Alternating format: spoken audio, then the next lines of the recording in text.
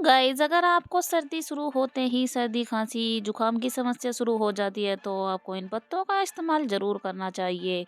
तो गाइस सीने में जमा हुआ कफ हो या खांसी जुकाम हो या कोल्ड से रिलेटेड कोई भी परेशानी हो जैसे कि खांसी के कारण होने वाली सूजन को भी ठीक करेंगे ये दो पत्ते। आपको इन पत्तों का काढ़ा बनाकर पीना है क्योंकि गाइस इन पत्तों में एंटीबायोटिक गुण होते हैं जो हमारी सर्दी खांसी में मदद करते हैं। चलिए गाइस इन पत्तों का नाम जानने से पहले आप वीडियो को लाइक शेयर और सब्सक्राइब जरूर करिएगा। तो चलिए आपको बताते हैं इन पत्तों का नाम। इन पत्तों का नाम है पान के पत्ते। इनके पत्ते आपको 2 लेने हैं। इनका काढ़ा बनाकर आपको पीना है। अगर बच्चे को पिलाना है तो इसमें थोड़ा सा शहद मिला दें।